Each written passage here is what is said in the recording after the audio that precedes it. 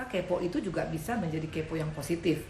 Ada dua kemarin saya sampaikan, kepo yang dari Tuhan itu pasti selalu positif. Karena Yesus ingin tahu tentang kehidupan kita dengan tujuan satu, untuk menolong kita ya. Tentang keluarga kita, Tuhan pengen tahu tentang anak-anak kita, tentang suami kita, tentang istri kita, tentang ekonomi kita. Karena Tuhan mau menolong kita. Tapi dunia seringkali kepo hanya untuk hanya sekedar pengen tahu, tapi stop sampai di sana. Tidak in action, nggak what next-nya tuh nggak ada lagi. Nah makanya ayolah di akhir zaman ini jadilah kita menjadi kepo-kepo yang produktif seperti Yesus ya. Dan kedua, kemarin saya sampaikan juga di Kisah Rasul 1 itu kemarinnya ada 3 poin yang luar biasa. Pertama tentang kepo ya, yang kedua tentang dikatakan mereka itu one accord ya, sepakat ya, makanya dikatakan bisa mengalami terobosan-terobosan besar ya. Sepakat dimulai dalam rumah tangga. Makanya ini adalah waktu kesempatan kita untuk kita boleh introspeksi keluarga kita. Jangan bangga hanya dengan berkata saya sudah kawin perak, kawin emas, kawin apapun namanya. Itu fine, itu bagus. Tapi selama tidak ada kesatian antara suami istri, antara orang tua dengan anak-anak, kita nggak bisa melakukan apa-apa. Karena Tuhan katakan 2 orang sepakat, artinya apa? Hanya cuma suami istri, hanya dengan orang tua dan anak-anak yang sepakat bisa mengalami terobosan yang luar biasa. Nah, ada yang bertanya seperti ini mas saya, hanya saya nggak keburu jawab ya. Tanya begini, Bu Indri bagaimana, saya sudah nggak punya suami. Sementara apakah dengan saya hanya berdoa seorang diri Tuhan nggak menjawab? Siapa bilang? Malahan luar biasa. Kenapa? Bilang waktu kita sepakat dengan firman Tuhan itu powernya lebih luar biasa. Jadi intinya 2 itu berbicara tentang kita dengan Tuhan dan kita juga dengan orang-orang yang kita kasihi ya. Ayolah, ini waktunya sekarang. Sepakat dengan suami istri itu powernya luar biasa. Sepakat dengan anak-anak kita, anak-anak sepakat dengan orang tua, bahkan juga bangsa kalau sepakat, itu terjadi terobosan yang luar biasa.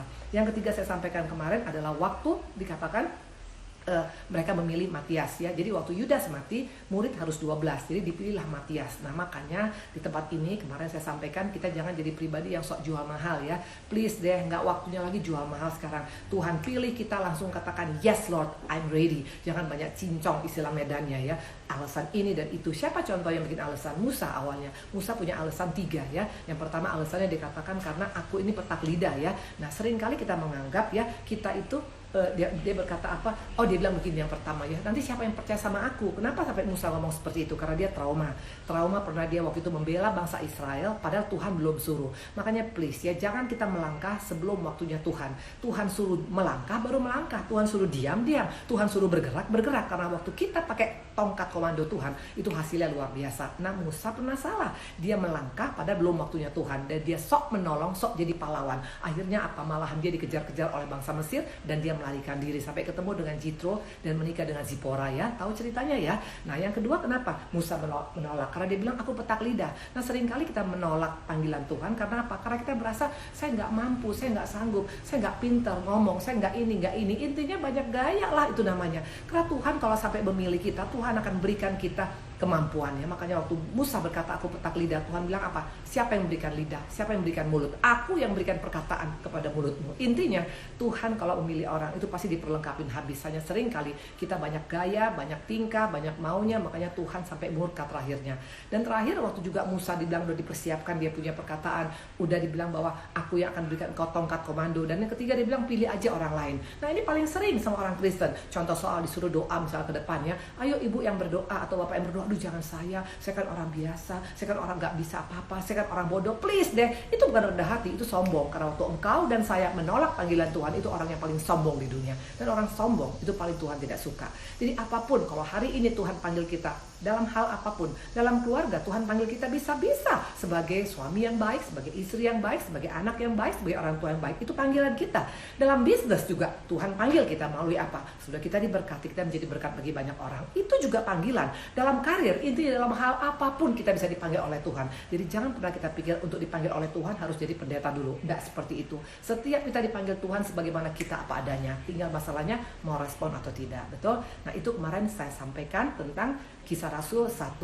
Nah, jadi selama corona ini ya, mudah-mudahan sudah corona juga ibu ini masih bisa lakukan live IG ya. Karena saya lihat juga luar biasa ya. Saya lihat antusiasnya ya.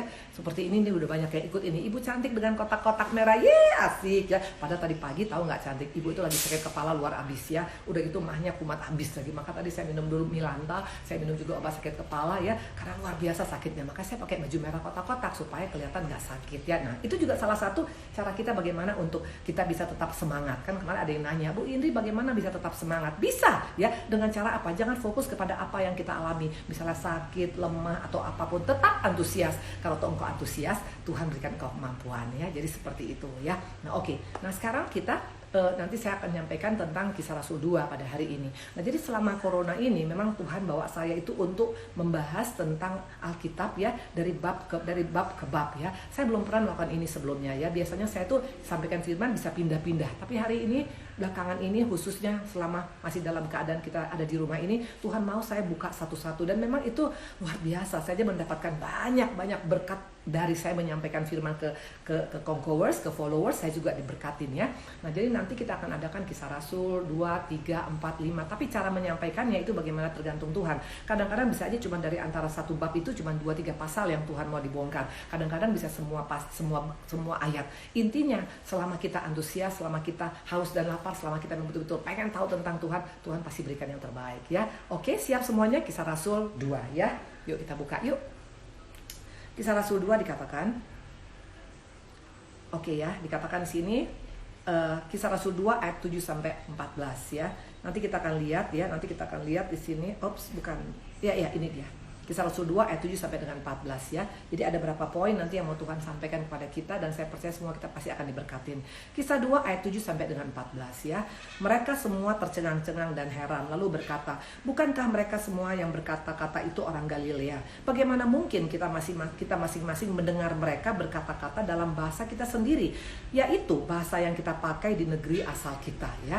Nah dikatakan apa? Ayat 9 dan 13. Kita orang Partia, Media, Elam, penduduk Mesopotamia, Yudea dan Kapadokia, Pontus dan Asia, Frigia dan Pamfilia, Mesir dan daerah-daerah Libya yang berdekatan dengan Kirene. Pendatang-pendatang dari Roma, baik orang Yahudi maupun penganut agama Yahudi, orang Kreta dan orang Arab. Kita mendengar mereka berkata-kata dalam bahasa kita sendiri tentang perbuatan-perbuatan besar yang dilakukan Allah ya. Mereka semuanya tercengang-cengang dan sangat termagu-magu sambil berkata seorang kepada yang lain, apa artinya ini? Tapi orang lain menyindir mereka sedang mabok oleh anggur manis. Nah, ini yang kita bahas ya. Nah, dikatakan di sini tadi ini sudah Tuhan Yesus naik ke surga, mereka berkumpul ya, tahu ceritanya ya. Nah ini dikatakan ada tanda-tanda ajaib mulai dirasakan oleh orang lain ya. Bangsa lain ya, sesudah Tuhan Yesus naik ke surga, mereka mendengar ini orang murid-muridnya bisa berbahasa lain menceritakan tentang perbuatan besar Tuhan ya. Dan bangsa ini mengerti karena murid-murid ini ngomong pakai bahasa mereka, yang notabene-nya mereka itu bukan orang Arab, bukan orang Media, bukan orang Kreta. Makanya mereka kaget loh, kok bisa mereka menyampaikan pakai bahasa kita. Nah itu ya dikatakannya. Nah dikatakan waktu roh Tuhan, nanti kita baca ayat berikutnya, roh Tuhan dicurahkan atas kehidupan murid-murid ya. Roh Tuhan dicurahkan atas kehidupan kita, maka dikatakan akan ada terobosan besar terjadi untuk mengenalkan siapa Yesus yang sesungguhnya dan perbuatan ajaib apa yang pernah Tuhan perbuat dalam kehidupan kita ya. Nah dikatakan tadi di sini ya, ini seluruh bangsa jadi ngerti. Nah kalau misalnya sekarang murid-murid ngomong pakai bahasa Ibrani Greka, mungkin murid-murid orang-orang lain mendengar nggak ngerti. Tapi dikatakan di sini murid-murid waktu dipenuhi oleh Roh Kudus, itu dikatakan mereka berbahasa seperti bahasa orang-orang yang ada di sana. Dan mereka jadi kaget, loh kok dia kan, ini kan orang Galilea, ini kok bisa bahasa saya? Misalnya saya orang Batak, saya bilang, loh ini kan orang dari Israel, tapi kok bisa bahasa Batak ya? Kan saya kaget, apalagi Bataknya totok lagi, Bataknya balik tembak langsung gitu loh. Loh kok bisa ya? Nah ini kan satu hal yang luar biasa ya. Nah murid-murid belum pernah belajar, pastilah mereka belum pernah, nggak mungkin mereka ikut private lesson bahasa Arab atau mungkin bahasa Kreta atau mungkin bahasa Media. Murid-murid jelas hanya cuma orang-orang, mereka itu adalah nelayan yang ada di laut, orang-orang biasa. Mereka nggak punya waktu untuk ikut seminar, untuk ikut belajar atau mungkin ke Perancis, nggak ada lah ya. Mereka nggak pernah belajar bahasa ini. Tapi pertanyaannya, mereka bisa dikatakan berbicara pakai bahasa-bahasa asing yang mereka sendiri tidak pernah pelajarin dan orang bisa mengerti. Ini luar biasa. Nah ini apa yang kita simpulkan dari ini? Kalau saya terus terang baca Kisah Rasul ini udah berkali-kali, bahkan mungkin beratus-ratus kali, tapi pengertian hari ini saya dapat dari Tuhan total berbeda. Dikatakan apa yang kita simpulkan dari kisah ini? Ternyata Allah yang kita sembah selalu punya kejutan. Dia selalu punya kejutan dan kreatif dalam menjangkau jiwa. Wow, ini yang keren banget ya. Jadi kalau Tuhan itu bikin KKR itu dengan cara yang luar biasa ya. Kalau misalnya dunia buat KKR, gereja buat KKR ya, itu pasti semua kita udah tahu, pakai panggung ya, udah itu tempat nanti ada musik ya, nanti ada hamba-hamba Tuhan terkenal mungkin yang diundang ya, ada mungkin urapan-urapan atau misalnya kesembuhan-kesembuhan. Nah, itu tipikal daripada gereja yang buat KKR, betul. Tapi di sini Yesus caranya luar biasa ya. Makanya dikatakan kita harusnya bangga. Bangga kenapa? Karena Allah yang kita sembah adalah Allah yang sangat kreatif. Allah kita adalah yang sangat inovatif. Ya, Allah yang selalu berpikir sesuatu yang gak pernah kita pikirkan. Itu tipikal daripada Allah kita. Dikatakan KKR, kebangunan rohani yang inisiatif surga, bisa dengan segala macam cara untuk memulihkan kehidupan seorang kembali kepada Tuhan. Ini gak main-main. Tadi dikatakan mereka berbicara dalam bahasa yang mereka sendiri gak pernah ngomongin, tapi mereka bisa lancar dan orang-orang yang mendengar bisa mengerti, dan mereka kaget dan akhirnya mereka percaya kepada Yesus. Nah, kita lihat di sini ya, ada 4 contoh bahwa Allah kita adalah Allah yang kreatif. Makanya please, jangan pernah kita mau mengalami pemulihan atau kehidupan yang sama dengan orang lain ya. Cara Tuhan memulihkan setiap orang itu berbeda ya. Sama sekali tidak mungkin sama ya, karena kita ada 6 miliar penduduk dunia. Setiap orang cara pemulihannya, cara ketemu dengan Tuhan itu total berbeda, karena Allah kita adalah Allah yang sangat kreatif ya. Nah, coba kita lihat KKR yang pertama ada di mana ya. Kita buka Yohanes 11 ayat 4 sampai dengan 6.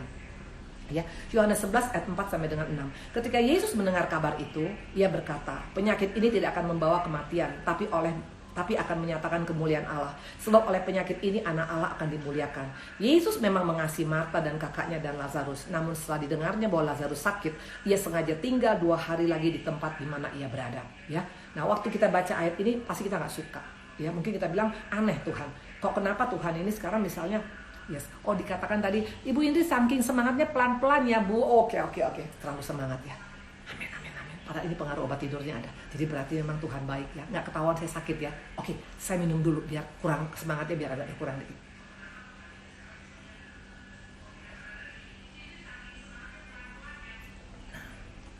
Nah, coba kita lihat sekarang ya.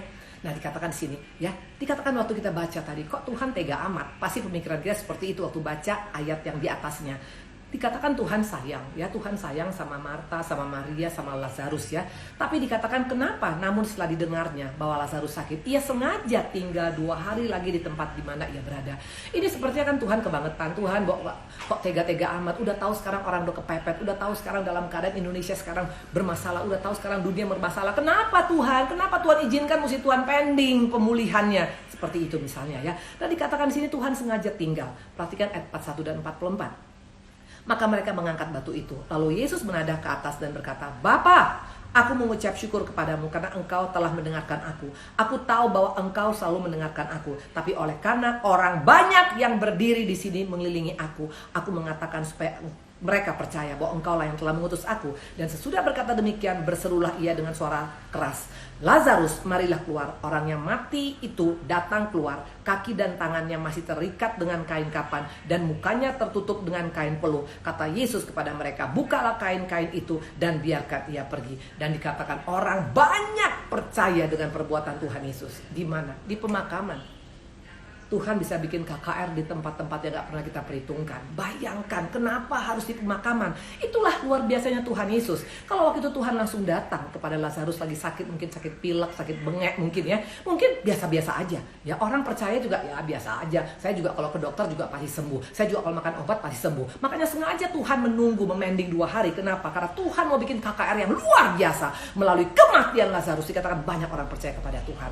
Inilah bukti Allah kita. Maka jangan pernah curiga sama Tuhan. Jangan pernah pikir semakin semangat tetap Bu, tapi kecepatan yang dikurangin. Aduh ampun, kecepatan bagaimana nih saya? Oke, Tuhan Yesus tolong biar ngomongnya pelan ya. Oke.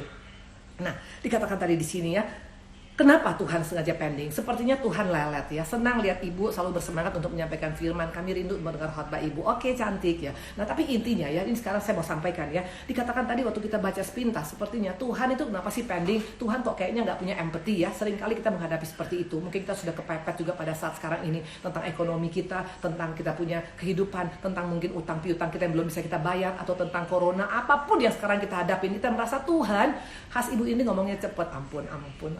ampunilah hambanya. Nah dikatakan tadi, kok sepertinya Tuhan lelet, kok Tuhan tuh kayaknya lamban, kok Tuhan tuh kayaknya nggak nangkep, kok Tuhan tuh nggak ngerasakan apa yang kurasakan.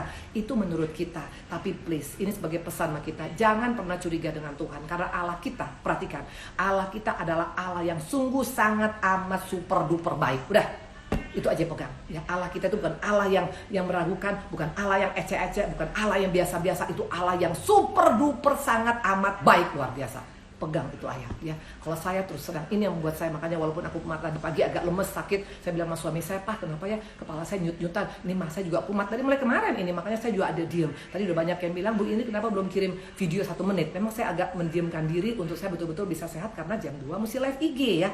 Dan sekarang ternyata powernya keluar lagi, semua karena anugerah Tuhan. Nah dikatakan tadi, di mana terjadi tadi KKR? Di pemakaman. Jadi artinya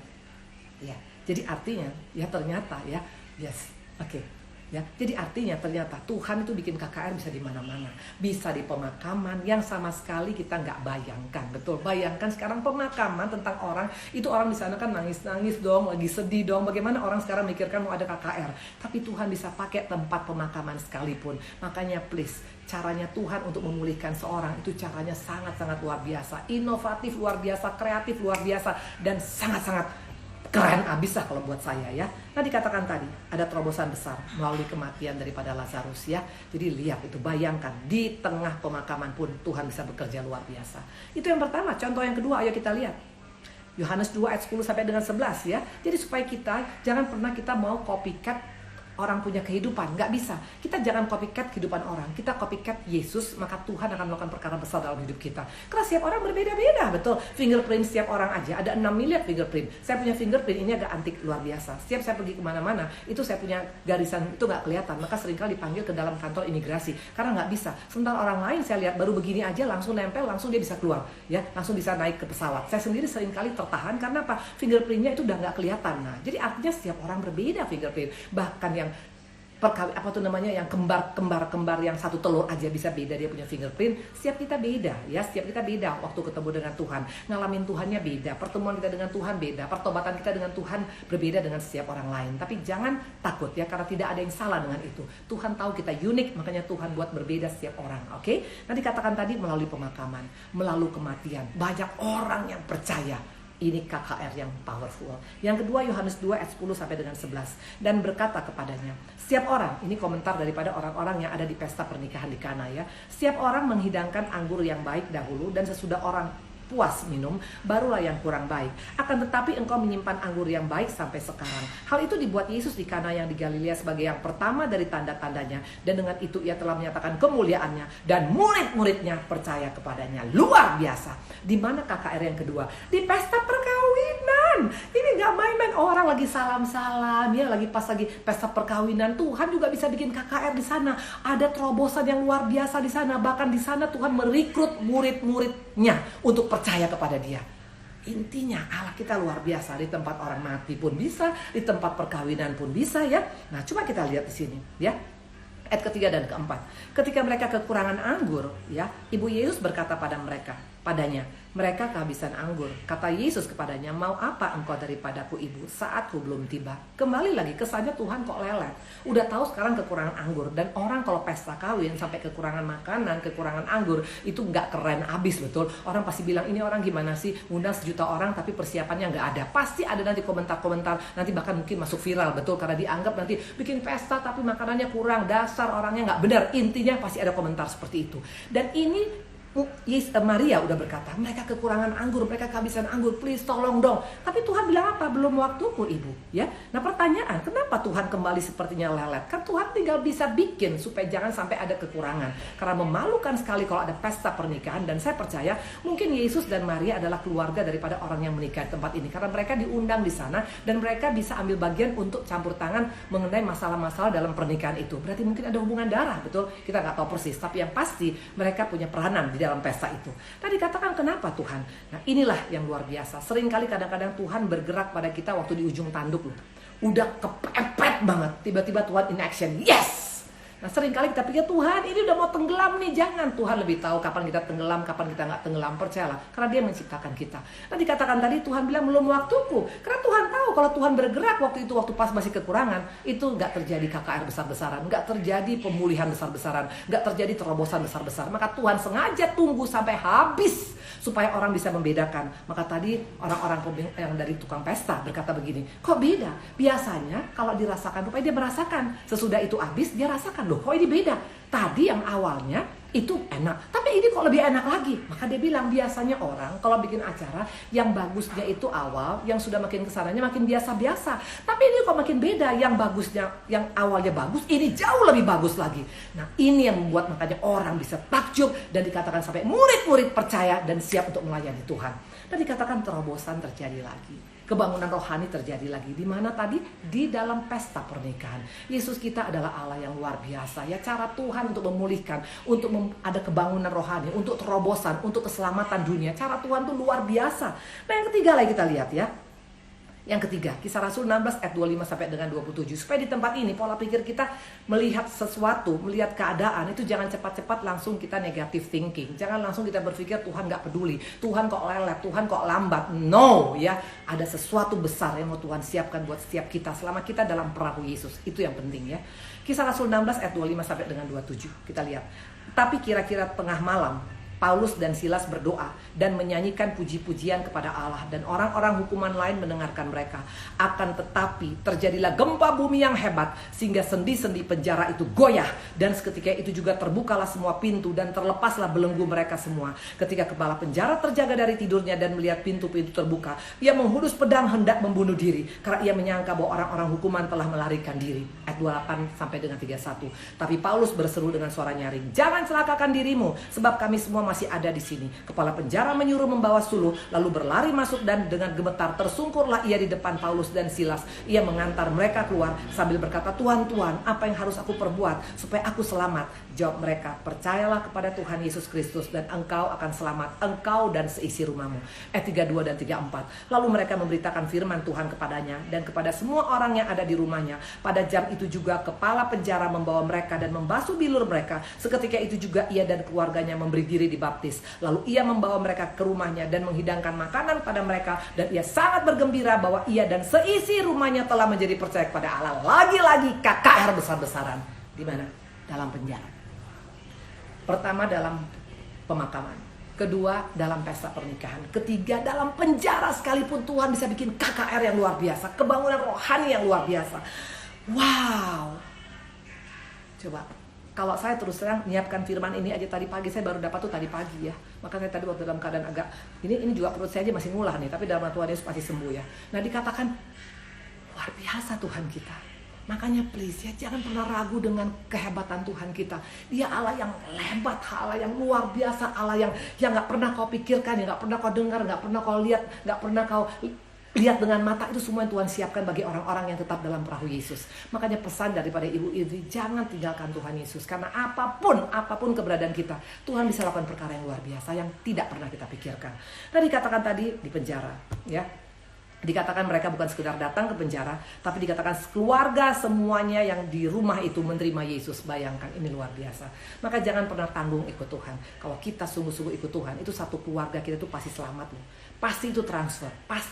Waktu engkau punya kehidupan sudah diubahkan, itu akan transfer pada anak-anak, pada suami, pada istri kita ya. Dikatakan juga tadi perjamuan waktu pernikahan di Kana ya, waktu kita punya pernikahan mungkin sudah mulai agak kurang harmonis ya, waktu engkau tetap bersama dengan Tuhan, yang tidak harmonis pun Tuhan bisa ubahkan menjadi harmonis luar biasa. Dan dikatakan tadi waktu yang pertama tentang kematian ya, mungkin engkau sudah mati secara ekonomi, engkau mati rohani, engkau pun mati dari kesehatan, intinya banyak yang mati dalam kehidupan kita, Tuhan pun bisa ubahkan. Keren banget. Gimana semuanya? Antusias gak? Atau ini semuanya kayaknya gak ada respon? Oke, kita dengar. Senang Bu, dengar semangat dan bicara cepat, motivator luar biasa. Itu anugerah Tuhan ya sayangku, terima kasih. Allah kita super duper sangat amat baik. Yes, Ibu Indi nginjek pedal gas terus nih, kalah cepet yang saya nyatetnya. Makanya masa kalah sama mama nenek-nenek ya.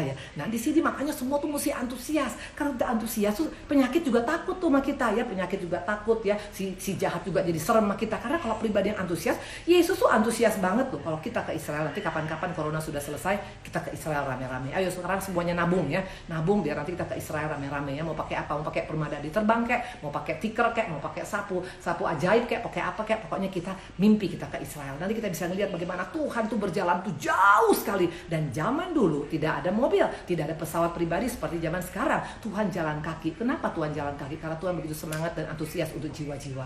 Jadi kita nggak boleh kalah. Kalau Yesus kita juga antusias, semangat, kita juga mesti seperti itu. Amin. Oke. Nah kita buka yang keempat. Mana buktinya Tuhan kita adalah pribadi yang sangat kreatif. Buka Lukas 5 ayat 7 sampai dengan 9. Pertama tadi KKR-nya di mana? Di penjara. Yang kedua tadi di mana? Di pemakaman, di tempat orang mati. Yang ketiga di mana tadi? Di perkawinan ya. Luar biasa. Nah Lukas 5 ayat 7 sampai dengan 9. Lalu mereka memberi isyarat kepada teman-temannya di perahu yang lain supaya mereka datang membantu. Dan mereka itu datang, lalu mereka bersama-sama mengisi kedua perahu itu dengan ikan hingga hampir tenggelam. Ketika Simon Petrus melihat hal itu, ia pun tersungkur di depan Yesus dan berkata, "Tuhan, pergilah daripadaku karena aku ini seorang berdosa." Sebab ia dan semua orang yang bersama-sama dengan dia takjub oleh karena banyaknya ikan yang mereka tangkap. Lagi-lagi Tuhan sekarang KKR di mana? Di atas danau. Coba, di pemakaman, di pernikahan, di penjara, di atas danau pun, tinggal di atas awan yang Tuhan belum. Betul? Ya, intinya Allah kita Allah yang luar biasa. Makanya please ya, jangan pernah kita merasa hidup kita ini sudah tidak akan mungkin lagi ada perubahan. Tuhan itu sayang sama setiap kita. Tuhan tidak mau satu pun kita binasa. Maka Tuhan tuh pakai mikir, ini pakai apa ya? Kreatif gimana lagi ini caranya biar untuk bisa menyelamatkan anak-anakku ini. Tuhan selalu berpikir seperti itu karena Tuhan tidak mau satu pun kita binasa, ya. Nah, dikatakan di sini surga so kreatif. Dimanapun dalam kondisi apapun bisa terjadi kebangunan rohani yang luar biasa. Dan saya percaya Corona ini juga Tuhan lagi mau bikin KKR besar-besaran. Di balik Corona yang kita alami ini, seluruh dunia akan mengalami nanti yang namanya kebangunan rohani yang besar-besaran. Semua orang nanti, mau dia orang Prancis, mau orang Itali, mau orang India, mau orang Korea Selatan, Korea Utara, mau orang Brasil, mau orang Amerika, mau orang Indonesia, semua nanti bisa mengerti satu Corona. Sama, mau di mana-mana orang disebut namanya Corona. Nah, jadi melalui Corona itu nanti terjadi KKR besar-besaran, akan terjadi pemulihan besar-besaran, akan banyak terjadi orang yang bertobat luar biasa, memanggil Tuhan Yesus, karena hanya itu yang bisa kita panggil sekarang.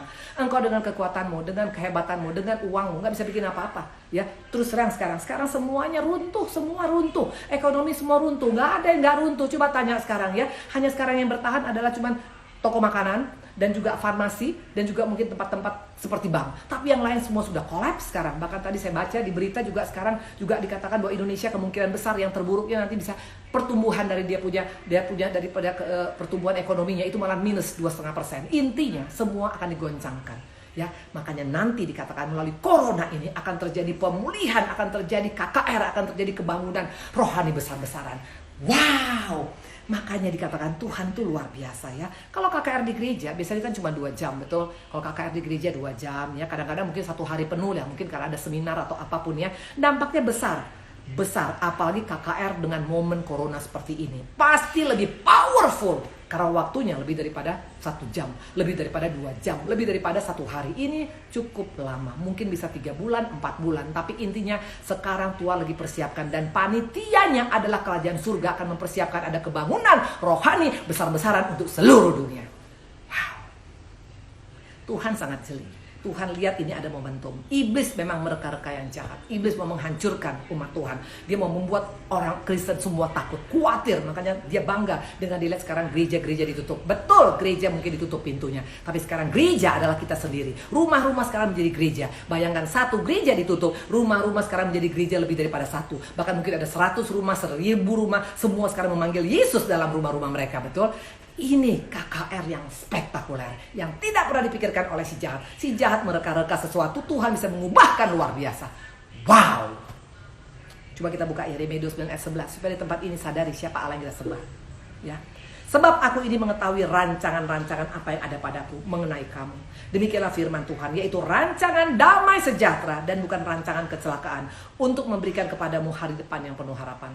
Ini adalah statement daripada Tuhan langsung di Yeremia 29 ayat 11, bahwa Tuhan tidak pernah merancangkan kehancuran dalam kehidupan setiap kita. Tuhan gak pernah merancangkan kehancuran buat Indonesia, buat dunia ini. Tuhan punya rancangan, tetap rancangannya masa depan penuh harapan untuk keselamatan daripada umat dunia ini ya.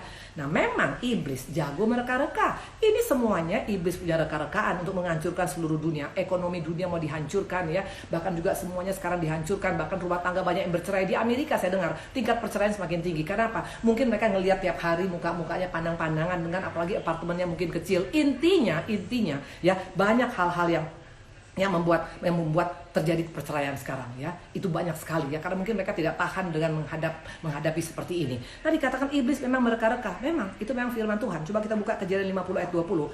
Kalau produk iblis selalu mereka-reka untuk melakukan kejahatan, tapi kalau produk Tuhan, kejahatan bisa diubah menjadi kebaikan. Itu yang luar biasa. Makanya jangan tanggung ikut Tuhan. Dikatakan Kejadian 50 ayat 20. Ini yang ngomong adalah Yusuf. Memang kamu telah mereka-rekaan jahat terhadap aku, tapi Allah telah mereka-rekaannya untuk kebaikan, dengan maksud melakukan seperti yang terjadi sekarang, yakni memelihara hidup satu bangsa yang besar. Luar biasa. Inilah Tuhan kita. Makanya sekali lagi saya ingatkan, jangan sampai keadaan kondisi yang sekarang makin tidak menentu, engkau masih jauh dengan Tuhan. Kalau nggak cepat itu bukan Bu Indri. Oke cantik, ya oke ya. Udah pelan kok, gimana tuh? Minum dulu ya Bu.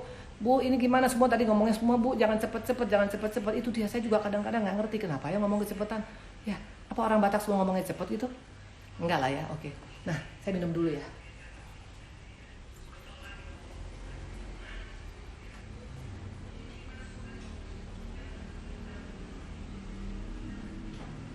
Nah, oke.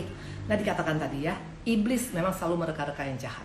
Ya, dia ingin sekarang dengan apa yang terjadi saat ini, semua dunia akan hancur, orang-orang akan murtad, bahkan juga akan mungkin marah kepada Tuhan, mulai mengutuk Tuhan. Itu target dia. Tapi Tuhan bisa mengubah ya melalui apa yang kita alami saat ini. Ini sekarang akan terjadi KKR yang besar-besaran, akan terjadi terobosan besar-besaran. Orang akan memanggil nama Yesus, akan bertobat mencari Tuhan Yesus. Dan kita sudah lihat sekarang gereja-gereja tutup, rumah-rumah sekarang buka untuk Tuhan Yesus. Sekarang gak ada lagi pilihan.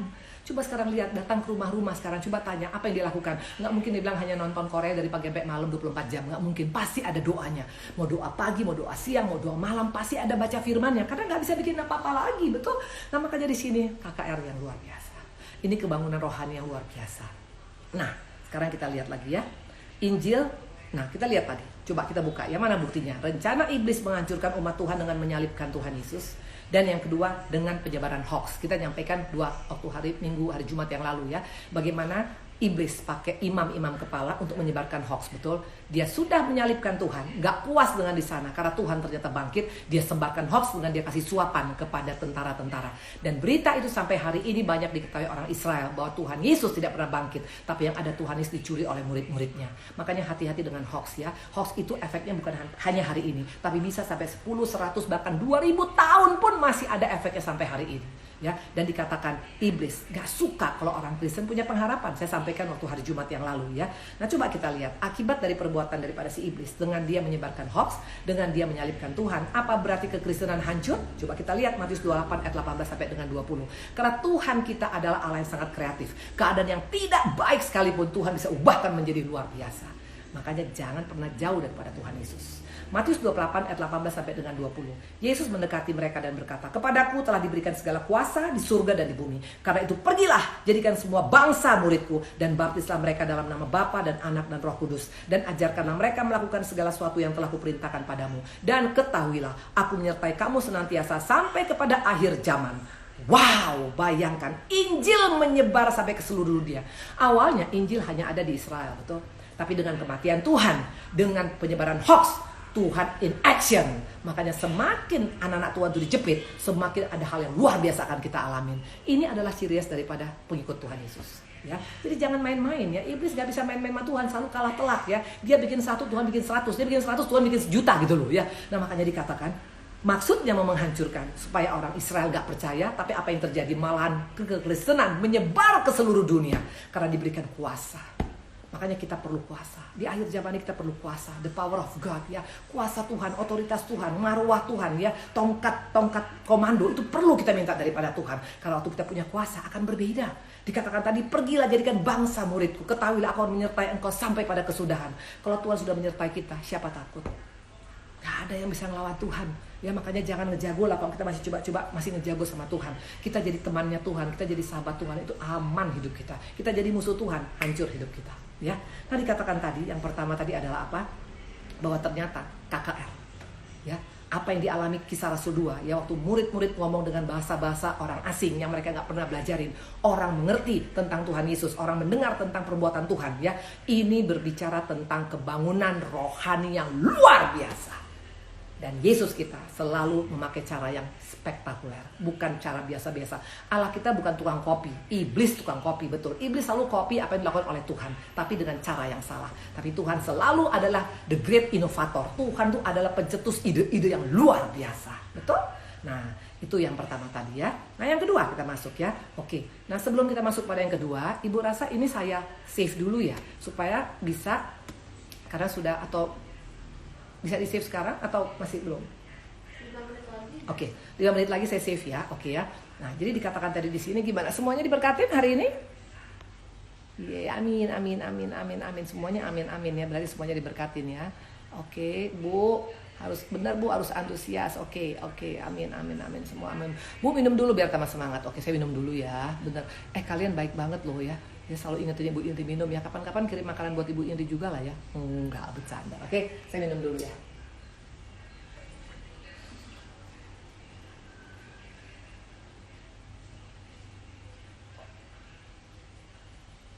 Nah, kita sekarang masuk kepada nanti Riri ingetin ya.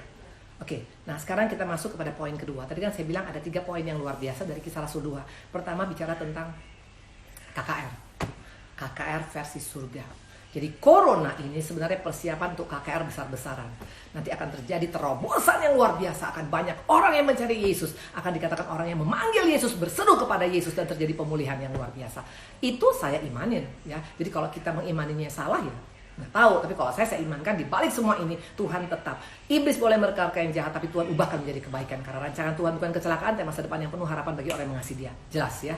Kedua sekarang, berarti sesuatu yang besar dengan penuh harapan pasti terjadi ya Bu Indri. Itu pasti pertanyaan kita yang kedua. Jawabannya tergantung respon kita. Kisah 2:37. Ketika mereka mendengar hal itu ya, hati mereka sangat terharu. Lalu mereka bertanya pada Petrus dan rasul-rasul yang lain, apa yang harus kami perbuat saudara-saudara? Ayat 41 ya, mereka akhirnya bertobat ya. Ayat 41, orang-orang yang menerima perkataan itu memberi diri dibaptis. Dan pada hari itu jumlah mereka bertambah kira-kira 3.000 jiwa. Wow, KKR kan betul saya bilang tadi. Tadi katakan tadi di sini apa yang terjadi? Ada KKR besar-besaran ya. Nah, waktu dikatakan mereka mendengar tentang kebaikan Tuhan, tentang siapa Yesus dengan bahasa mereka, dan mereka mengerti dan mereka tersentuh, dikatakan mereka memberikan diri mereka dibaptis, dan orang percaya itu kurang lebih 3.000 orang. Bayangkan sekarang kalau kita sekarang dalam keadaan setiap kita dipakai Tuhan jadi panitia untuk kebangunan rohani untuk Indonesia. Sekali kita lakukan 3.000 orang bertobat, saya sangat percaya ini spektakuler abis ya. Nah, dikatakan tadi respon yang luar biasa. Kenapa bisa respon luar biasa? Very simple, mereka membuka hati mereka. Ini kata kunci, open your heart. Mau untuk menerima Yesus sebagai Tuhan dalam hidup kita ya. Waktu engkau meresponi dengan membuka hati, menerima Yesus dalam hidupmu sebagai Tuhan, ini yang dikatakan membuat kehidupan kita bisa mengalami pemulihan ya. Jadi kuncinya harus buka hati. Jadi bukan hanya sekedar masuk kanan, masuk kiri, keluar kiri, nggak jadi apa-apa. Ya banyak orang yang hanya cuma datang tapi nggak buka hati, maka nggak ngalamin apa-apa. Tapi kalau engkau dan saya buka hati, ini luar biasa, dikatakan 3.000 orang, Bu. Itu Tuhan baru naik ke surga, baru berapa hari udah terjadi KKR yang luar biasa, 3.000 orang. Itu orang yang kalau melayani pakai tongkat komando. Kalau kita, panggilan kita responi dengan pakai tongkat komando Tuhan, akan berbeda hasilnya. Nggak ecek-ecek hasilnya, itu spektakuler, itu luar biasa ya. Nah, dikatakan apa? Kuncinya membuka hati ya. Karena Yesus Allah kita tidak berubah, Dia tetap Allah yang apa? Elegan dan Allah yang santun. Ini saya suka tentang Yesus. Dia hebat, Dia luar biasa, Dia powerful, tapi Allah kita tetap menjaga yang namanya free will. Hak atas mengambil keputusan dari setiap manusia. Tuhan kita bukan Allah diktator, bukan Allah otoriter, bukan Allah yang memaksakan kehendak. No, Allah kita adalah Allah yang sangat-sangat elegan dan sangat-sangat punya etika dan sangat-sangat santun. Mana buktinya? Buka Wahyu 3 ayat 20. Ini buktinya Allah kita yang luar biasa. Lihat, aku berdiri di muka pintu dan mengetuk. Jika ada orang yang mendengar suaraku dan membukakan pintu, aku akan masuk mendapatkannya dan aku makan bersama-sama dengan dia dan ia bersama-sama dengan aku. Luar biasa. Yesus nggak pernah maksa. Yesus nggak pernah bilang, awas, kalau kau tidak bertobat hari ini kau mati masuk neraka. Nggak. Dunia yang suka ngancam-ngancam, tapi kalau Tuhan nggak pernah ngancam. Tuhan selalu mengetuk pintu hati kita. Dia adalah Allah yang sangat-sangat elegan, sangat-sangat santun, sangat-sangat punya etika, sangat-sangat menghargai namanya privacy setiap orang. Dia knock your door, dia ketuk pintu hati kita hari ini. Dia datang melalui KKR, ya. Dia katakan, maukah engkau makan bersama-sama dengan aku, anakku? Maukah engkau bersama-sama dengan aku, anakku? Tuhan kita tuh luar biasa. Tuhan gak pernah ngotot, gak pernah paksa, gak pernah ancam. Itu bukan tipikal daripada Tuhan kita. Dia adalah Allah yang penuh belas kasihan, Allah yang penuh dengan menghormati setiap keputusan daripada setiap umatnya. Ini luar biasa. Kita buka Kisah 2 ayat 23. Maukah kita buka pintu? Karena ternyata gak semua orang mau buka pintu. Mana buktinya? Kisah 2 ayat 23. Tapi orang lain menyindir, mereka sedang mabuk oleh anggur manis. Yes. Ternyata ada dua respon. Dalam KKR ada dua respon. Yang satu responnya buka hati. Seperti kepala penjara tadi, dia buka hati dengan dia bilang, apa yang harus kulakukan? Percayalah kepada Yesus, maka engkau dan seisi rumahmu akan selamat. Dia responin. Betul? Ya. Tadi dikatakan tadi juga di sini, Tuhan mengetuk pintu, engkau buka hati, atau sebaliknya kita semalahan berkata mereka sedang mabuk oleh anggur manis. Kita sinis kepada firman Tuhan. Kita sinis kepada dengar-dengar berita tentang keselamatan. Ini fakta. Jadi ternyata tidak semua orang buka hati. Ini fakta. Dan ternyata yang menyedihkan, aliran orang sinis itu ternyata majority, mayoritas. Banyak orang Kristen yang sinis kepada Tuhan. Banyak orang Kristen yang sinis kepada firman Tuhan. Nah, waktu kita termasuk kategori orang yang sinis, tidak akan jadi dapat apa-apa. Coba kita buka ya, mana buktinya? Mayoritas banyak orang yang sinis kepada firman. Banyak yang melecehkan firman Tuhan. Banyak yang melecehkan tentang kebaikan Tuhan. Banyak yang melecehkan tentang pengorbanan Yesus. Kita akan lihat Matius 13 ayat 54-58. Setibanya di tempat asalnya, Yesus mengajar orang-orang di situ, di rumah ibadat mereka. Maka takjublah mereka dan berkata, dari mana diperolehnya hikmat ini dan kuasa untuk mengadakan mujizat-mujizat itu? Ya, Matius 13 ayat 54-58 tadi ya. Bukankah ia ini anak tukang kayu? Bukankah ibunya bernama Maria? Dan saudara-saudaranya Yakobus, Yusuf, Simon, dan Yudas? Dan bukankah saudara-saudaranya perempuan semuanya ada bersama kita? Jadi dari mana diperolehnya semua ini? Lalu mereka kecewa dan menolak dia. Maka Yesus berkata pada mereka, seorang nabi dihormati di mana-mana kecuali di tempat asalnya sendiri. Dikatakan mereka menolak. Mereka sinis. Karena apa? Karena mereka melihat begini, loh. Ini kan anak tukang kayu. Gua tahu kok emaknya siapa, gua tahu kok bapaknya siapa. Apalagi nih orang. Nah, waktu kita sinis dengan perkataan Tuhan, itu bicara tentang sinis dengan firman yang kita dengar. Ya, engkau mungkin mendengarkan firman tentang pokoknya Tuhan mengasihi kita. Allah, omong aja lu gak pernah ngalamin. Nah, waktu kita sinis, apa yang terjadi? Ayat 58. Dan karena ketidakpercayaan mereka, tidak banyak mujizat diadakan di situ. Ya, fakta mengatakan gak mengalami perubahan dalam kehidupan. Makanya sudah jadi orang Kristen 10 tahun, 100 tahun, 1000 tahun, tapi karena kita selalu sinis dengan firman, kita gak aminkan firman yang kita dengar, kita tidak berkata itu untuk aku Tuhan, aku mau berubah Tuhan, makanya gak heran kehidupan kita gak mengalami perubahan. Tetap sama dari dulu sekarang sampai selama-lamanya ya. Tetap dalam keadaan memble, dalam keadaan tidak semangat, dalam keadaan melakukan dosa, imannya gak teguh. Intinya semuanya tidak ada perubahan. Kenapa bilang tidak ada mujizat? Bukan karena Tuhan pilih bulu, karena kita tidak mau meresponi firman dengan antusias, karena kita sinis dengan firman itu. Itu jelas dikatakan. Siapa tadi mereka? Orang banyak, bukan hanya sedikit ya. Dikatakan karena ketidakpercayaan mereka ya. Mereka ini adalah orang-orang yang tinggal di Nazaret. Mereka ini tidak percaya kepada Yesus karena mereka bilang, gua kenal ini orang siapa. Nah, waktu kita menganggap sepele firman, engkau menganggap rendah firman, makanya kita gak akan mengalami apa-apa dalam hidup ini. Please, firman adalah Allah sendiri. Hargai firman Tuhan. Waktu engkau mengaminkan, menghargai, haus dan lapar akan firman, maka engkau akan mengalami pemulihan demi pemulihan dalam hidupmu ya. Yang pertama tadi, siapa yang tadi yang sinis? Orang-orang yang ada di Nazaret. Orang-orang sekampung daripada Yesus ya. Ya, kita terusin lagi ya tadi ya. Dikatakan tadi, siapa tadi yang sinis? Adalah orang-orang sekampung daripada Yesus. Karena mereka menganggap, ini kan gue tahu. Nah, waktu kita menganggap remeh kepada firman, hati-hati ya. Karena firman itu adalah Allah sendiri. Yohanes 1 ayat 1 dikatakan pada mulanya adalah firman, dan firman itu adalah Allah sendiri.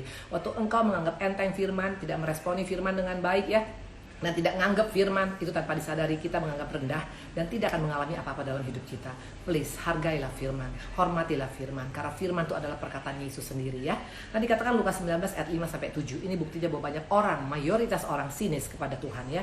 Ketika Yesus sampai ke tempat itu, ia melihat ke atas dan berkata, Zakius, segeralah turun sebab hari ini aku harus menumpang di rumahmu.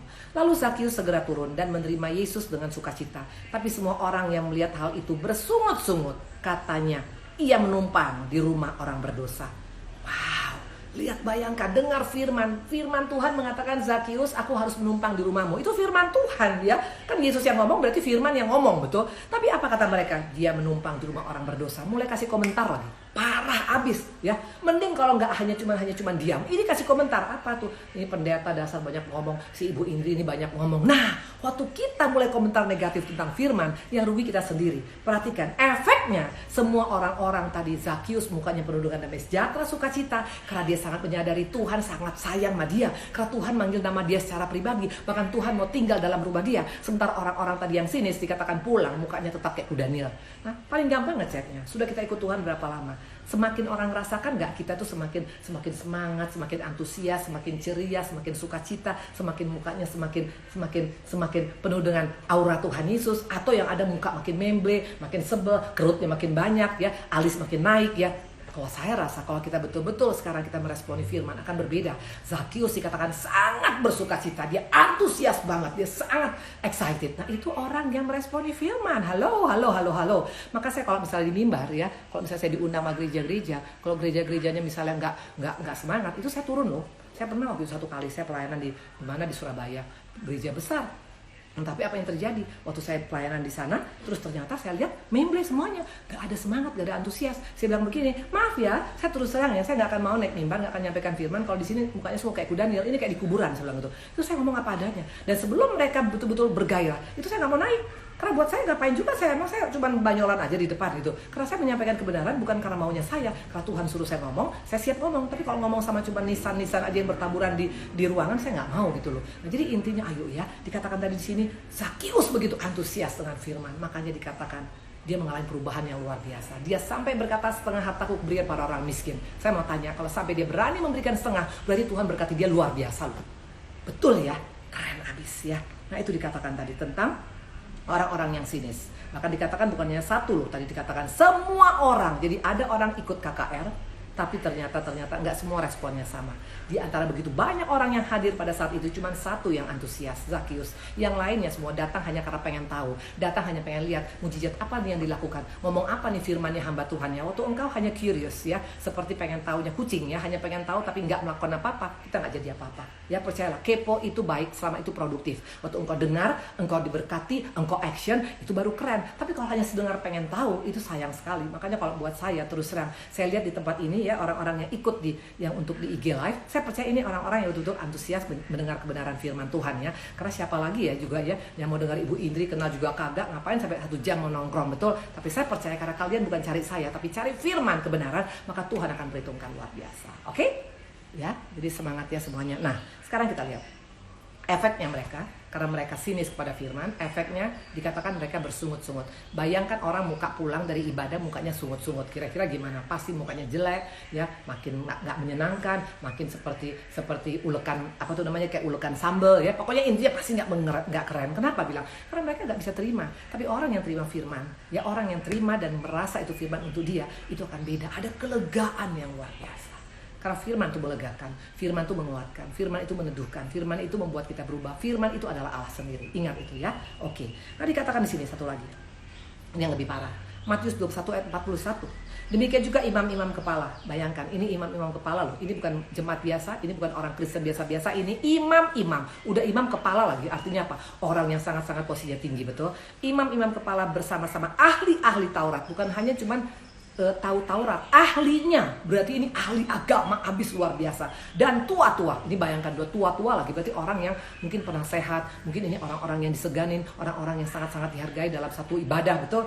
Mengolok-olokkan dia dan berkata, Dan mereka berkata, intinya mereka mengolok-olokkan Tuhan Yesus, mengolok-olokkan firman. Kalau tadi hanya cuma mungkin sinis, yang kedua mulai mengkomentari, ini lebih parah lagi, firman Tuhan diolok-olok, apa itu, Yesus saja kata siapa itu. Nah mulai waktu kita mengolok-olok, akibatnya jangan anggap enteng, kita akan kehilangan segala-galanya.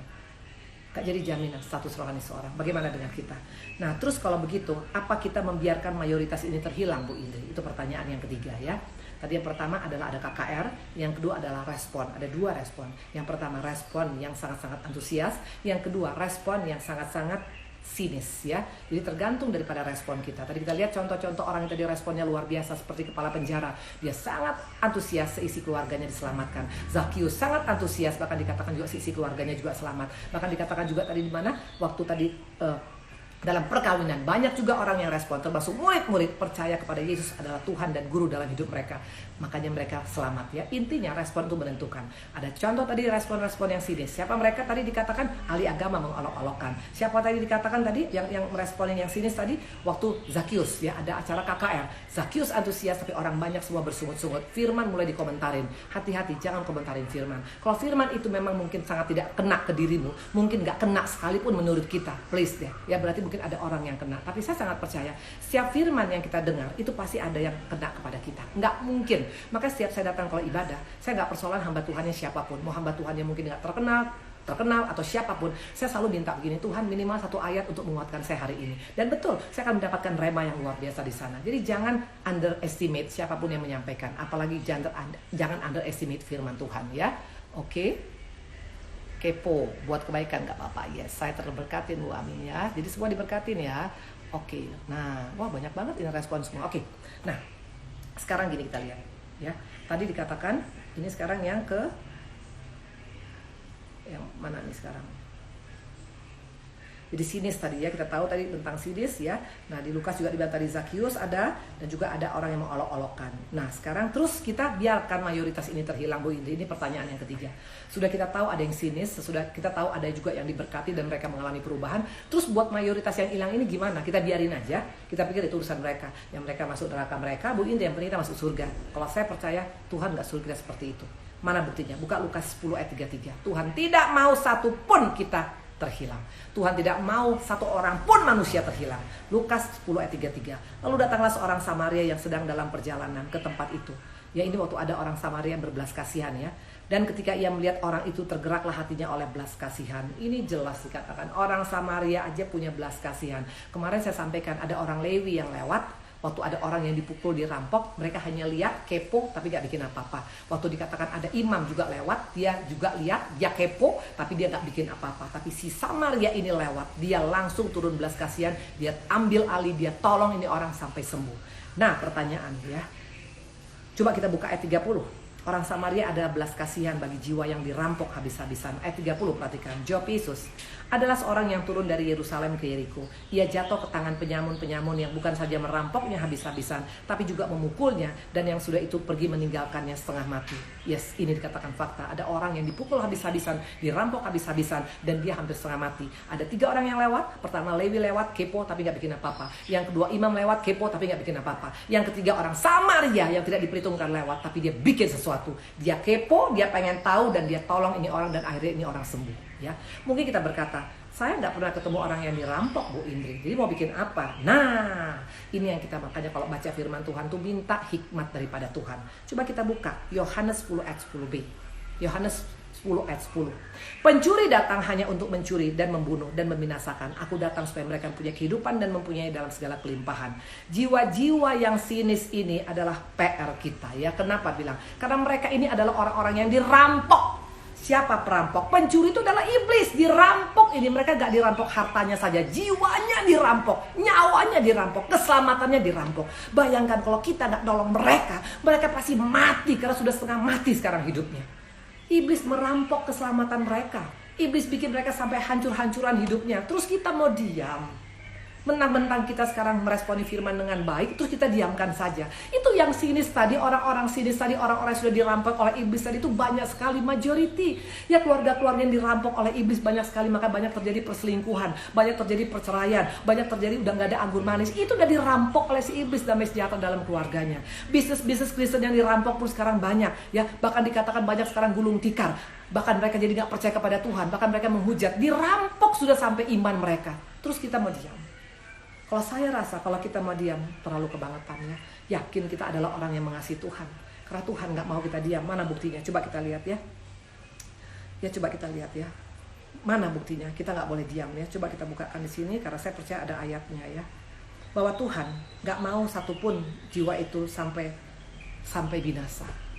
Waktu dikatakan, ingat kita cerita waktu saya pernah sampaikan di Markus, waktu itu dikatakan ada 5.000 orang makan. Waktu murid-murid bilang, hari sudah malam, suruh mereka pulang. Tuhan bilang apa? Mereka harus kau beri makan. Ada tanggung jawab kita secara spiritual, ya. Waktu kita sudah diselamatkan, apakah kita mau diam melihat orang-orang yang dirampok oleh si jahat? Rumah tangga yang dirampok itu bukan hanya harta benda yang dirampok. Yang paling luar biasa yang dirampok adalah iman mereka. Bisa sampai mereka meninggalkan istrinya, meninggalkan suaminya, berselingkuh. Karena udah dirampok imannya, udah dirampok sekarang kerohaniannya, udah dirampok sekarang pikirannya, udah dirampok sekarang hatinya. Iblis sekarang bertepuk tangan. Waktu mereka dirampok, kita gak bikin apa-apa. Maka dikatakan orang Samaria gak bisa diam. Dia turun tangan karena dia sadar kalau gak ada yang nolong, ini orang mati. Pertanyaan, kita melihat sekarang keluarga yang hancur. Kita melihat sekarang banyak anak-anak muda yang narkoba. Kita lihat sekarang ada banyak sekarang terjadi free sex. Kita lihat sekarang ada banyak LGBT. Apa kita diam?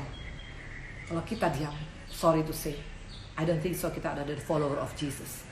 Tidak dibutuhkan harus jadi pendeta untuk kita bergerak. Saya sangat percaya karena Tuhan memanggil setiap kita dengan panggilan masing-masing, ya. Nah, coba kita lihat sekarang di sini. Kita lihat sekarang di sini, ya. Orang Samaria ada belas kasihan, ya. Nah, coba kita lihat sekarang ayat ke bagaimana caranya Bu Indri? Kalau itu sekarang pertanyaan, bagaimana caranya Bu Indri kita untuk nolong mereka? Apa kita juga bikin KKR seperti yang Tuhan bikin? No. Enggak selamanya orang itu dikatakan mesti bertobat hanya melalui cara yang sama. Tadi dari awal saya bilang, ya. Nah, mana buktinya? Kita lihat yuk. Ayat 47, Kisah Rasul 2 ayat 47.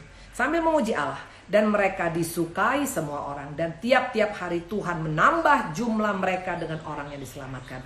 Ini berbicara tentang penginjilan yang luar biasa. Jadi memang betul ada KKR, ada spektakuler, berkumpul orang puluhan ribu, jutaan orang. Tapi ada juga Tuhan mau kita pribadi lepas pribadi untuk menyelamatkan jiwa. Caranya bagaimana? Waktu kita menjadi pribadi yang disukai, maka kita bisa bawa jiwa kepada Tuhan. Ini kata kunci. Nah, KKR yang paling ampuh adalah bukan hanya sekedar acara, kegiatan besar-besar di panggung. Tapi waktu kita melihat ada orang yang perlu Yesus dan kita ambil waktu untuk menolong mereka, ya. Nah, dikatakan tadi di sini, bagaimana caranya Bu Indri? Bagaimana caranya orang tahu bagaimana kita tahu bahwa orang suka melihat kita, Bu Indri? Very simple. Kapan orang bisa suka melihat seorang? Sorry ya, jangan hanya lihat karena uang saja. Karena banyak orang kaya tapi gak disukai loh. Tapi kenapa orang bisa suka sama seseorang? Dan ini yang membuat orang ini bisa bawa dia kepada Yesus, ya. Tahu caranya bagaimana? Melalui 3 hal. Ada aura yang keluar dari kehidupannya. Yang pertama adalah aura apa, ya? Yang pertama adalah aura yang positif. Orang yang punya aura positif bisa membuat orang suka dengan dia. Dan tanpa disadari, orang ini yang punya aura positif ini bisa membawa orang-orang tadi untuk mengenali Yesus dalam hidupnya. Karena ini adalah zaman susah sekarang. Yang dibutuhkan sekarang adalah untuk mentransferkan semangat, antusias, ya, pengharapan. Itu yang dibutuhkan. Jadi waktu kita hanya pesimis, hanya kita cuma melihat segala sesuatu dari negatif, kita gak akan pernah jadi orang yang disukai. Maka engkau dan saya tidak akan mungkin bisa bawa jiwa kepada Tuhan Yesus. Kita akan bisa menyelamatkan orang-orang yang dirampok oleh si jahat tadi. Tapi waktu kita menjadi pribadi yang punya aura positif, itu bisa menyelamatkan mereka. Karena ingat, semangat itu transfer. Saya ingat saya pernah sampaikan ke kalian semuanya, ya. Waktu dikatakan Yesus, Maria datang, Maria itu penuh dengan sukacita. Dia katakan, aku adalah orang yang paling beruntung dalam dunia ini, ya. Aku orang yang paling bahagia. Pada sementara dia punya masalah karena harus mempunyai anak padahal belum menikah. Betul? Ini bicara tentang hal yang mengerikan. Tapi dia begitu antusias, begitu bahagia. Dia ke rumah Elizabeth sepupunya. Apa yang terjadi? Anak Elizabeth, Yohanes Pembaptis, itu begitu antusias sampai loncat-loncat dalam rahim daripada seorang ibu. Artinya, sukacita, semangat, damai sejahtera, itu semua transfer. Maka waktu kita punya semangat, aura positif, itu bisa membuat orang suka dengan kita. Dan kita bisa bawa orang itu kepada Tuhan Yesus. Luar biasa. Betul ya? Nah, dikatakan tadi di sini. Coba lihat. Amsal 31 ayat 25. Amsal 31 ayat 25. Pakaiannya adalah kekuatan dan kemuliaan. Ia tertawa tentang hari depan. Luar biasa. Dikatakan bahwa wanita bijak itu adalah pribadi yang punya masa depan, yang tertawa, yang antusias, yang optimis kepada masa depan.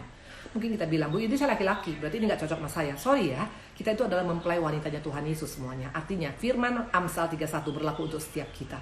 Dikatakan pribadi yang bijak adalah pribadi yang antusias menghadapi masa depan.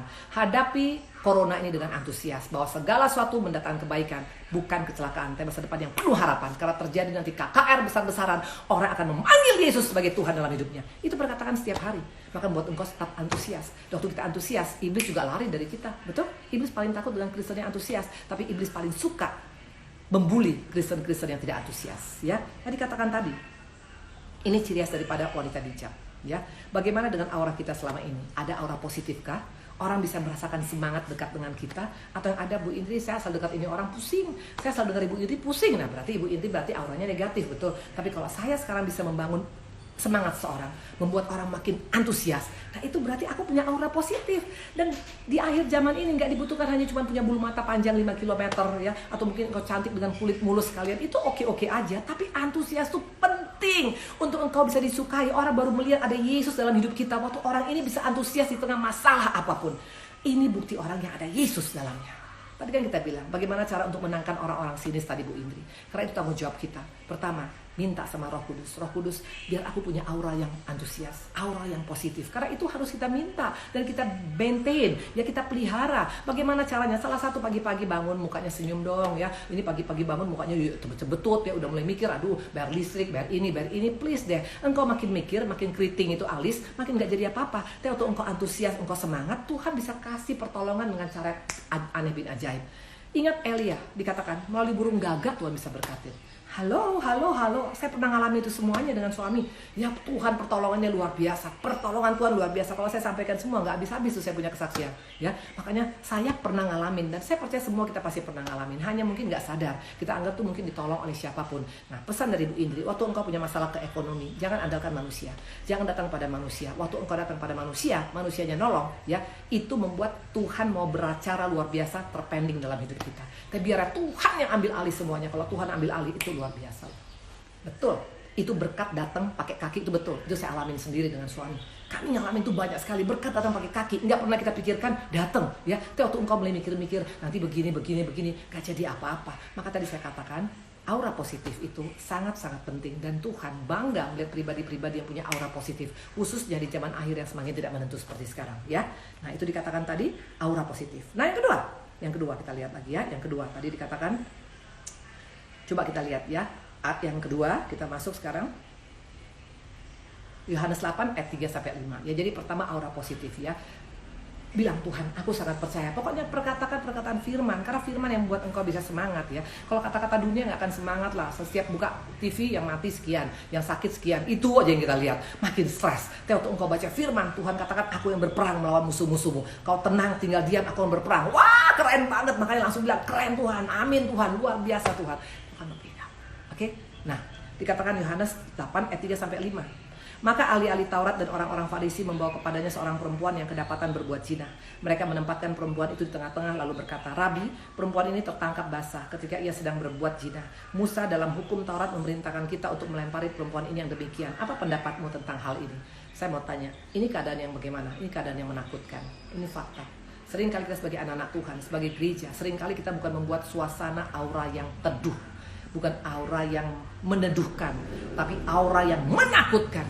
Dengan apa? Kata-kata menghakimi, kata-kata menghujat, kata-kata memaki-maki. Wow, ampun dah. Kita ngaku kita sebagai anak Tuhan. Bagaimana kita menjadi pribadi yang disukai oleh orang. Tapi kalau kita melihat orang dengan muka kita yang serem, hanya cuma ngancam orang, nakut-nakutin orang, memvonis orang, mengatakan orang tidak baik, merasa dia yang paling baik, itu gak akan mungkin menjadi pribadi yang disukai. Tadi dikatakan Yesus, perhatikan. Lalu Yesus bangkit dan berkata kepadanya, Hai perempuan, di manakah mereka? Tidak adakah seorang yang menghukum engkau? Jawabnya, tidak ada Tuhan. Lalu kata Yesus, aku pun tidak menghukum, pergilah dan jangan berbuat dosa lagi mulai dari sekarang. Perkataan yang sangat-sangat meneduhkan, luar biasa. Ini perkataan yang membuat makanya aku sangat cinta sama Tuhan Yesus. Tuhan gak pernah bilang, Indri memang kau anak kurang ajar, kau sudah melakukan ini dan itu dan itu. Memang kalau dosa saya diurutin, itu panjangnya mungkin sampai 1000 kilometer. Segala dosa semua ada dalam hidup saya. Tapi Tuhan gak pernah bilang, Indri, poin ke-10 ya, waktu engkau begini bulan yang lalu, yang tahun lalu begini, nggak akan tamat-tamat, udah pasti neraka lah, neraka paling dalam tuh sayanya ya. Tapi Tuhan bilang, aku pun nggak menghukum Indri, tapi jangan buat lagi ya. Wow, kira-kira kalau kita mendengar perkataan ini, kira-kira apa yang kita rasakan? Makin kita nggak tahu diri, atau makin menangis, menyesal, dan mau betul-betul berbuat baik pada Tuhan? Pasti. Dan ini buktinya, perempuan Maria Magdalena, penjahat yang dirasuk oleh 7 roh jahat, dia bisa jadi berubah total. Bahkan dia adalah corong pertama kebangkitan Tuhan Yesus. Kenapa? Karena kasih yang bisa menerima dia apa adanya. Kalau kita mau menjadi pribadi yang disukai, yuk kita jangan suka menyalahkan orang lain, menuding orang lain, menghakimi orang lain, menghujat orang lain ya, merasa diri lebih baik daripada orang lain. Please deh, semua kita baik dan benar itu semua karena dilayakan oleh Tuhan. Satu pun kita nggak ada yang bagus ya. Hamba-hamba Tuhan yang produk kasih karunia itu akan berbeda dengan hamba Tuhan yang hanya produk doktrin. Kalau kita hanya cuma pakai pengetahuan melayanin, itu kita gampang menghakimin orang. Tapi kalau kita pakai pengalaman pribadi kita dengan Tuhan melayanin, itu akan beda. Kita tahu diri, gua sampai hari ini seperti ini tuh karena Tuhan, gak ada hebatnya. Itu selalu saya sampaikan, karena aku adalah produk kasih karunia murni dengan suami saya, dengan anak-anak kami. Keluarga kami adalah keluarga kasih karunia murni. Tidak ada satupun yang bagus dari kehidupan kami. Semuanya hitam, tam. Semua kotor, tor. Semua najis, jis. Apalagi coba. Tapi Tuhan waktu ketemu dengan saya, waktu Tuhan ketemu dengan suami saya, waktu Tuhan ketemu dengan anak-anak saya, Tuhan yang bilang, aku pun gak menghukum. Jangan buat lagi ya. Wow. Itu mah kita kalau bisa air mata tuh tumpah, mungkin kayak film India juga kalah. Ya, ibu-ibu, bapak-bapak, atau siapapun di tempat ini yang mendengar suka nonton film India ya. Ya dulu saya suka nonton film India waktu kecil ya, tapi karena kebanyakan nyanyi, kadang-kadang berantem juga nyanyi, akhirnya saya kurang suka. Sekarang saya lagi suka nonton film Korea. Ya, ternyata sedih ya, sedih dan bagus dan keren. Tapi nggak boleh sampai addicted ya, boleh sih nonton, tapi jangan sampai lupa segalanya. Jangan lupa doa gara-gara Korea, oke? Ya, nah dikatakan di sini. Ya, oke, ibu terlalu semangat sampai lupa minum lagi ya cantik, betul. Thank you sayang.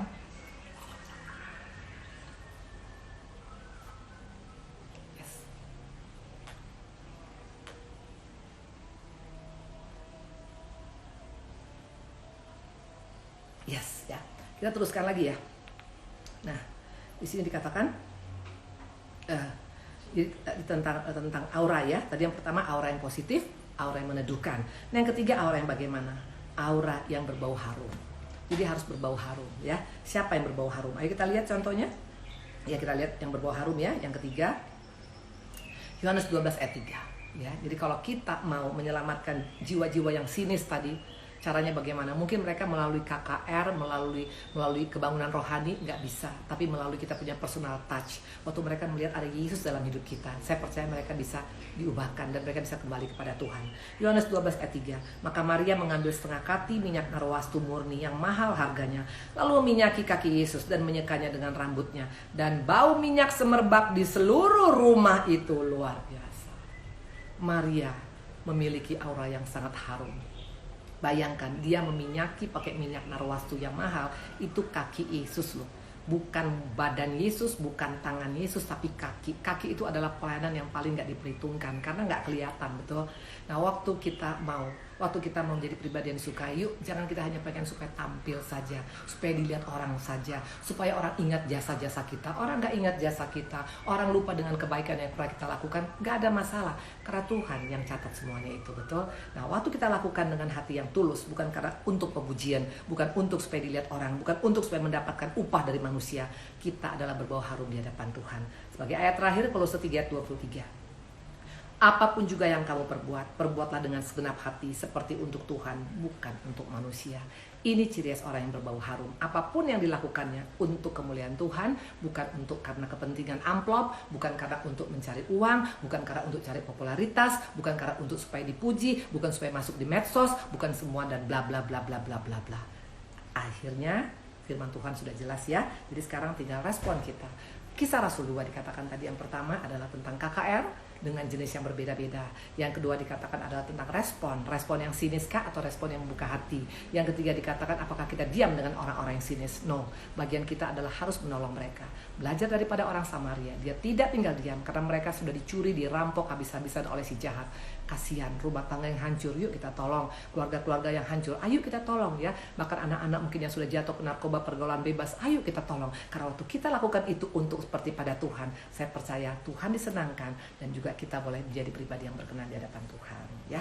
Oke, kita akan doa ya. Terima kasih Tuhan Yesus yang baik, terima kasih Allah kami sudah mendengarkan kebenaran. Sebentar ada Q&A 10 menit, Tuhan juga tolong. Saya percaya Tuhan semua kami diberkati, haleluya, amin. Yes.